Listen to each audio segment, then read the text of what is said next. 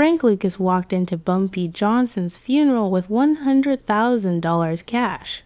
What he did with it made every mobster in Harlem respect him. Chapter 1. The day Harlem's king died. Frank Lucas got the call. He's gone. 2 words. That's all it took. Bumpy Johnson, the most powerful black gangster in American history, was dead. Heart attack just like that. No warning, no goodbye, just gone. Frank dropped the phone, sat on the edge of his bed, staring at nothing. His boss, his mentor, his father figure dead, Bumpy had been Frank. As everything for the last 15 years, taught him the game, taught him how to move, how to think, how to survive in a world that wanted black men dead or in prison. And now Bumpy was gone. Frank's W. Eva touched his shoulder. Baby, what's wrong? Bumpy's dead. Eva gasped. Oh God, Frank, I am so sorry. But Frank wasn't listening. His mind was already racing, calculating, because Frank Lucas understood something that nobody else in Harlem understood yet. When a king dies, there's a war for the throne. And Bumpy Johnson's throne was worth $50 million a year in heroin numbers and protection money. Every mobster in New York was going to be at that funeral. The Italians, the Irish, the Chinese, all of them circling like sharks trying to figure out who was going to take over Harlem now that Bumpy was gone, and they all assumed it would be one of them, a white mobster, someone connected, someone with power and soldiers and money. They weren't even thinking about Frank Lucas. Frank was just Bumpy's driver, his errand boy, the guy who carried Bumpy's bags and picked up his dry cleaning. Nobody took Frank seriously. Nobody saw him as a threat. That was about to change. Frank stood up, started getting dressed. Eva watched him. Where are you going? To the bank. The bank? Baby, I need to withdraw some money. How much money? Frank looked at his wife. All of it. Frank walked out of Chase Manhattan Bank with $100,000 in cash, a briefcase full of $100 bills. Every penny Frank had saved from 15 years of working for Bumpy, his entire life savings. Eva was waiting in the car. Frank, what are you doing? I'm going to Bumpy's funeral with $100,000 in cash. Are you insane? Someone could rob you, kill you. Frank looked at his wife. Baby, I'm about to walk into a room with every gangster in New York. If I'm walking in there, I'm walking in there like a king. Not like Bumpy's errand boy, like a king. But Frank, trust me, the funeral was at Abyssinian Baptist Church in Harlem, the biggest church in the neighborhood, big enough to hold 2,000 people. It was packed.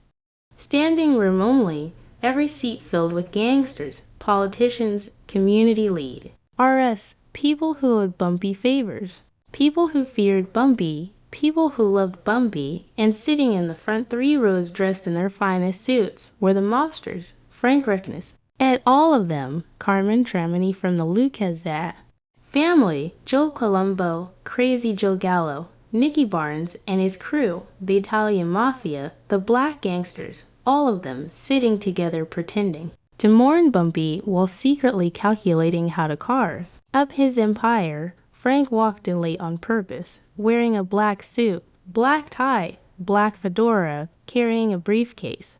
Every head turned. Who the hell was this? Oh, Bumpy's driver, the errand boy. People went back to their conversations. Frank didn't sit down. He walked straight to the front of the church to Bumpy's casket, set the briefcase on the floor, opened it. Frank reached into the briefcase, pulled out a stack of $100 bills, $10,000, and placed it on top of Bumpy Johnson's chest. Inside the casket, the church went silent. What the hell was he doing? Frank pulled out another stack, $10,000, placed it on the casket, then another and another and another. 10 stacks, $100,000 in cash stacked on top of Bumpy Johnson's body. The entire church was frozen. Nobody moved. Nobody breathed. Frank Lucas Bumpy's nobody driver had just put $100,000 cash into a dead man's casket in front of 2,000 people. Then K did something even more shocking. He turned around, faced the entire church, faced every mobster, every gangster, every killer, and he spoke. My name is Frank Lucas. For 15 years, I worked though. Our Bumpy Johnson, and Bumpy taught me one thing above everything else, he said. Frank, in this life, you're either somebody or you're nobody. And the only way people know you're somebody is if you show them. Frank gestured to the casket, to the money. Bumpy Johnson was somebody, the greatest somebody Harlem has ever seen. And when a king dies, you don't let him go into the ground broke. You send him off like royalty. So that's what I'm doing. I'm sending my king off with $100,000 because that's what he deserves. That's what respect looks like. The church was still silent. Fra. NK continued. Now, I know what all of you are thinking. You're thinking, who's going to run Harlem now? Who's going to take over Bumpy's operation? You're thinking it's going to be one of you. Frank pointed at the Italian mobsters in the front row. You think it's going to be the Italians. You think you're going to come up here and take what Bumpy built. He pointed at Nicky Barnes and the black gangsters. You think it's going to be you. You think you're next in line. Frank shook his head. You're all wrong because Bumpy didn't leave his empire to any of you. He left it to me. The church erupted, people shouting, mobsters standing up. Nicky Barnes jumped to his feet. You're nobody. You're a driver. Frank didn't flinch. I was a driver. Now I'm the king. And here's Ho. I know, because I just put $100,000 in cash into Bumpy's casket in front of all of you, and not one of you can do what I just did. Not one of you has that kind of money to throw away. Not one of you has that kind of respect for Bumpy to send him off right. Frank locked eyes with Carmen Tramity. You Italians been taxing Harlem for 50 years, taking 20% of everything we make, treating us like we work. For you, that's over, starting today. Harlem belongs to Harlem. You want to do business here, you come to me. You ask permission. You pay me. Tramity's face went red. You got some balls. Kid, I got $100,000 in that casket that says I got more than balls. I got respect. I got loyalty, and I got vision. 3 things none of you have. Frank turned to Nicky Barnes. And they've been waiting for Bumpy to die so you could take over. But you don't have what it takes. You want to be flashy. You want to be famous. You want everybody to know your name. That's how you get killed. That's how you get arrested. I'm going to do something different. I'm going to be quiet. I'm going to be smart. And I'm going to get rich. And 5 years from now when I'm making $1 million RS a day, you're going to wish you'd shown me respect today. The church was in chaos now. People arguing. Mobsters threatening. But Frank Lucas didn't care. He'd already won. He'd done what nobody expected. He'd walked into a room full of killers and claimed a throne nobody thought he deserved. And he'd backed it up with $100,000 cash that proved he was serious. Frank turned back to Bumpy's casket. Race. Tea and peace. Boss, I'm going to make you proud. I'm going to take everything you taught me and build an empire so big that 50 years from now, people are still going to be talking about Frank Lucas. Then Frank Lucas walked out of that church, every eye on him, every mobster calculating whether to kill him or respect him. Chapter 2. The Aftermath. Frank Lucas walked out of Abyssinian Baptist Church and got into his car. His hands were shaking, not from fear, from adrenaline. He'd just done the most insane thing any gangster had ever done. Claimed a criminal empire in front of 2,000 witnesses, put $100,000 in a casket to prove he was serious, and challenged the Italian Mafia to their faces. Eva was in the driver's seat. Her eyes were wide. Frank, what the hell did you used to? I just became king of Harlem. Baby, you just signed your death warrant. The Italians are going to kill you. Nicky Barnes is going to kill you. Everybody in that church wants you dead. Right now, Frank lit a cigarette. Maybe, but they're not going to do it today. You know why? Because I put $100,000 in that casket, and every gangster in there is asking themselves same question. If Frank Lucas can throw away 100,000 like it's nothing, how much money does he really have? How connected is he? How dangerous is he? Eva shook her head. You're crazy. No, I'm strategic. Bumpy taught me that. Make a move so bold that people can't figure out if you're stupid or genius. And while they're trying to decide, you consolidate power. What if they decide you? Stupid.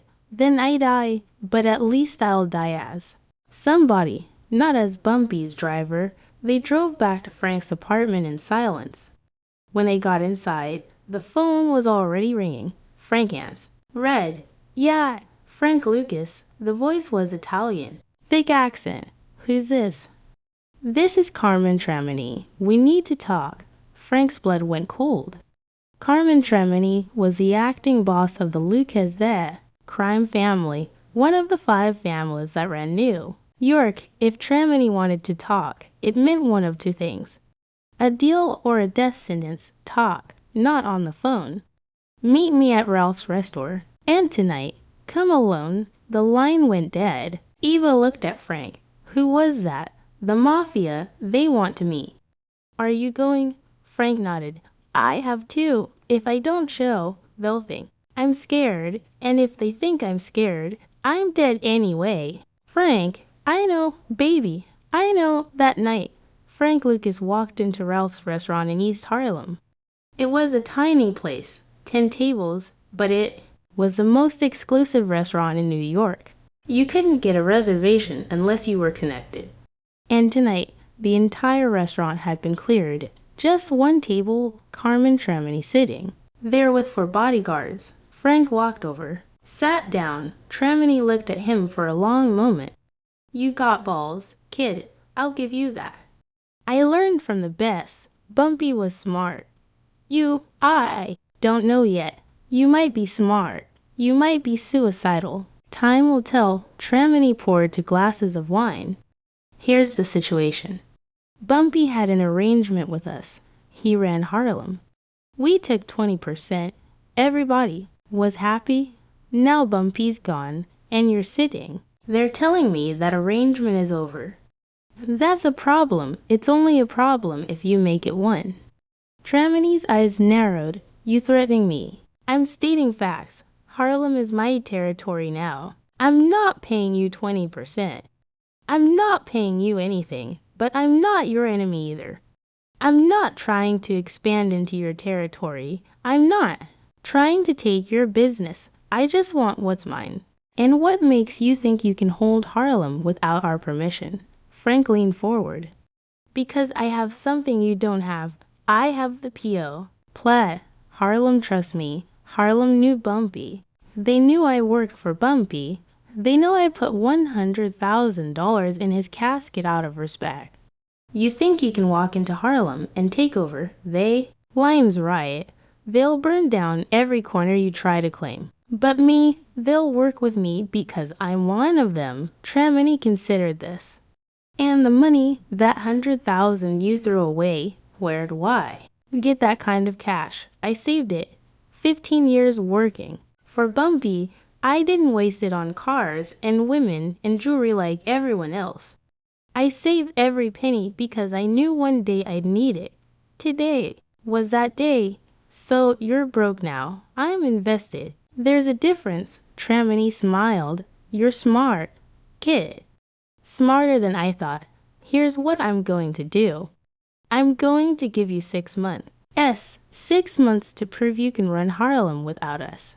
If you can do it, if you can hold your territory, make money, keep the peace, then we'll respect your independence. But if you fail, if there's chaos, if you lose control, if you can't pay your people, we step in and we take everything.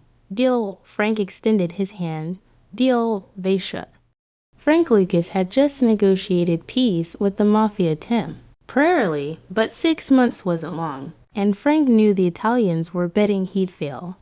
Betting he'd crumble, betting that without Bumpy, Frank was nothing. They were about to learn. They were wrong. Chapter 3, Building an Empire. Frank Lucas walked out of Ralph's restaurant alone. That was step 1. Step 2 was harder. Actually taking control of Harlem's drug trade without G. Getting killed, arrested, or overthrown. The problem was simple. Everyone in Harlem's underworld thought Frank was a joke. They'd seen him as Bumpy's driver for 15 years, the guy who opened doors and carried bags. Now he was claiming to be the new king. Nobody was buying it. Nicky Barnes was the first to test him. Barnes walked into one of Frank's heroin spots and told Frank's deal. First they worked for him now, told them Frank was finished, told them the real gangsters were taking over. When Frank found out, he didn't get angry, he got surgical. Frank went to see Nicky Barnes at his apartment, walked right up to the door, knocked. Nicky opened it surprised. Frank, what the hell are you? Frank pulled out a gun, put it to Nicky's forehead. You got the choices, chill. Ice one, you come work for me. I'll make you my lieutenant. You'll get rich, you'll be respected. You'll be my right hand. Choice 2, I pull this trigger right now, and every dealer in Harlem knows what happens when you disrespect Frank Lucas. Nicky's eyes went wide. You're bluffing, am I? I just put $100,000 in a dead man's casket. You think I'm afraid to put a bullet in a live one? Nicky stared at Frank for a long moment, calculating. Frank could see it. Nicky was trying to figure out if Frank was serious. Frank pulled the hammer back on the gun. The click was loud in the sile. It's choose. Okay, I'll work for you. Frank lowered the gun. Smart, because here's what you don't understand. Nicky, I don't want to be famous. I don't want my name in the street.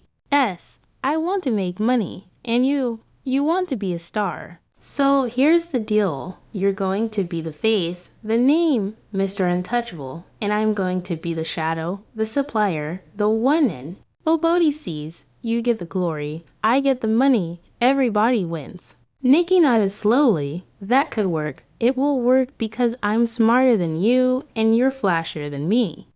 Together, we're unstoppable. That conversation changed everything. Nicky Barnes became Frank's public face, the gangster everyone knew, everyone feared, everyone talked about. Meanwhile, Frank Lucas operated in complete silence. Nobody knew where Frank's heroin came from. Nobody knew how he moved it. Nobody knew how much money he was making. And that's exactly how Frank wanted it. But Frank still had a problem. The heroin he was getting from the Italian suppliers was expensive and low quality. The Italians would buy it from the Corsican Mafia in France, then sell it to black dealers in Harlem at a huge markup. Frank was paying $50,000 per kilo for heroin that was only 10% pure. By the time it hit the streets, it was cut so many times it was basically baby powder. Frank needed a new supplier, so he did. It's something nobody in the American drug trade had ever done. Before, he went directly to the source. Frank Lucas flew to Bangkok, Thailand, then to Vietnam, the Golden Triangle, the place where most of the world's opium was grown. Frank met with Chinese and Thai suppliers, negotiated directly, cut out every single middleman, the Italians, the Corsicans, everyone, and Frank made a deal. He would buy run directly from the source, pure heroin. 95% pure for $4,000 per kilo instead of $50,000. Frank would smuggle it into America using a method nobody had thought of before. He would hide it in the coffins of dead American soldiers being shipped back from Vietnam. The military didn't check the coffins. They were sealed, sacred, untouchable. Frank bribed a few supply sergeants and rue a steal like that. He had a pipeline that nobody could touch. When Frank's first shipment arrived in New York, he called it Blue Magic because it was blue and because it was so pure. It was magic compared to everything else on the street. Frank's Blue Magic was 95% pure. The Italian Mafia's heroin was 10% pure. Frank could cut his heroin 9 times, and it would still be better than anything else in New York, and because he cut out the middlemen, Frank could sell it cheaper and still make 10 times the profit. Within 6 months, Frank Lucas controlled 80% of Harlem's heroin trade. He was making $1 million per day. He had 250 people working for him. He owned buildings, businesses, cars. He was richer than the mafia. And the Italians had no idea how he did. Carmen Tremini called Frank back to Ralph's restaurant. How are you doing this? Doing what? Making this kind of money, moving this much product. We've been in this business for 50 years and we can't figure out your supply chain. Frank smiled. That's because you're thinking like Italians. I'm thinking like a businessman. You want to know my secret? I don't have partners. I have employees. Yes, everyone works for me. Nobody gets a percentage. Nobody gets power, just a salary. That way, nobody can betray me. Nobody can take over. I'm the only one who knows how everything works. Tramini nodded slowly. You're smarter than Bumpy. Bumpy taught me well. So, what now? You going to expand? Try to take over Brooklyn, Queens? No, I'm going to stay in Harlem. Make my money, keep my head down. I don't want to be John Gotti. I don't want to be famous. I want to be rich. There's a difference. Tramini respected that. Smart. But Frank knew the truth. He wasn't staying small because he was humble. He was staying small because he was strategic. The bigger you get, the more attention you draw. And attention gets you killed or arrested. Frank Lucas wanted to make his money and disappear. He'd watched Bumpy die broke, watched other gangsters die in prison. Frank was going to be different. Chapter 4, The One Mistake. For 5 years, Frank Lucas was untouchable. Frank made over $100 million. He owned buildings in Harlem, had homes in New Jersey, drove expensive cars, lived like royalty, but he stayed quiet. Under the radar, the feds knew Frank existed, but they couldn't figure out where his heroin was coming from. They watched the Italian Mafia, watched the Corsicans, watched the ports. Nothing. Frank's supply line was invisible, and that's what kept him safe. Then came the mistake, the fight of the century, Muhammad Ali versus Joe Frazier. Madison Square Garden, the biggest sporting event in American history. Every celebrity in the world was there. Every gangster, every politician. Frank Lucas got a ringside seat, and Frank made a decision that would destroy everything. He wore a chinchilla coat, a $50,000 chinchilla coat. Flow, or length, fur, flashy, the kind of coat that screams, I'm rich and I want everyone to know it. Frank sat ringside with his wife, smiling, laughing, enjoying the fight, and across the arena, a cop named Richie Roberts was watching. Richie Roberts was a detective in the Essex County Prosecutor's Office. He specialized in drug cases, and he'd been hearing whispers about Frank Luke. As for 2 years, nobody knew who Frank was. Nobody knew where his money came from, but Richie had a theory. And when he saw Frank Lucas sitting ringside in a $50,000 coat, Richie knew he was right. That coat was the proof.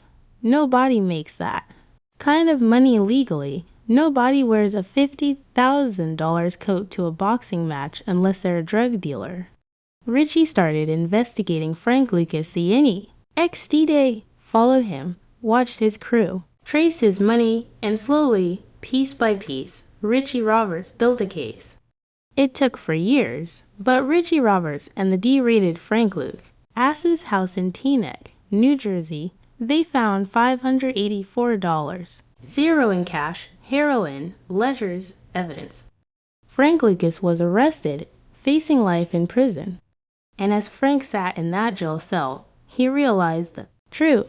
Bumpy had warned him, Frank, the moment you want people to know you're rich, you're finished. Stay invisible, stay quiet. The silent man lives, the loud man dies. Frank had stayed silent for 5 years, made $100 million, built an empire. Then he wore a chinchilla coat to a boxing match.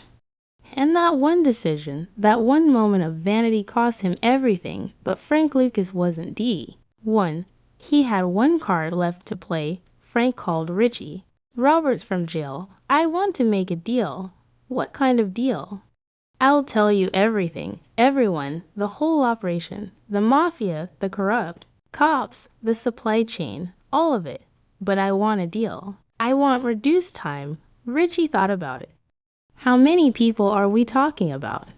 Over 100 cops, mafia, dealers. I'll give you the buy. G's corruption case in New York history. Richie agreed, and Frank Lucas became an informant. He testified against the mafia, against corrupt NYPD detectives, against the French Connection drug ring. Frank's testimony led to over 100 arrests, including dozens of cops. The NYPD Special Investigations Unit, the most corrupt unit in the department, was completely destroyed because of Frank's cooperation. Frank Lucas was sentenced to 70 years in prison, but because of his cooperation, that sentence was reduced to 15 years.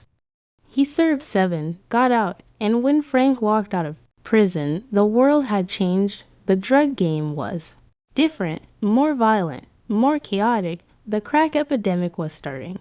And Frank Lucas was yesterday's news. Frank tried to go straight. Started well. Working with kids, telling them not to make his mistakes. He became a consultant on the movie American Gangster, where Denzel Washington played him. Frank Lucas died at age 88, natural causes in his sleep. And people asked, was Frank Lucas a hero or a villain? The answer is both. Frank destroyed communities with heroin, killed people, ruined lives. But Frank also proved something important. He proved that a black man from North Carolina with nothing could outsmart the mafia, could build an empire, could change the game.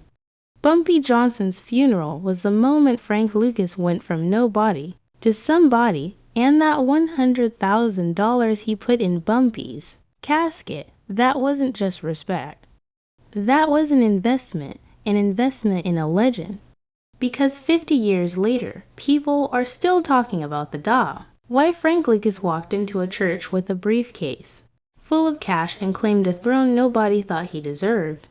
Frank Lucas once said in an interview, I learned from Bumpy that you can't be H. Alpha gangster. You either go all the way or you don't go at all. I went all the way, and yeah, I paid for it. But at least I got to be somebody. At least I got to be king. Even if it was only for 5 years. Frank Lucas taught us something about power. Real power isn't loud. Real power is quiet. The moment you need people to know you're powerful, you've already lost. Frank stayed quiet for 5 years and became one of the richest criminals in American history. Then he got loud and lost everything. But here's the thing nobody talks about. That $100,000 Frank put in Bumpy's casket. Frank never regretted it. Years later in prison, someone asked, Frank, do you wish you kept that money? You could have used it for lawyers, for your family. Frank said, No, that money, boo. Gave me something more valuable than lawyers. It bought me respect. It bought me a reputation. It bought me a throne. For 5 years, I was the king of Harlem. And you can't put a price on that. Frank Lucas is gone, but the legend of that funeral, the legend of that $100,000, that legend lives forever. The end.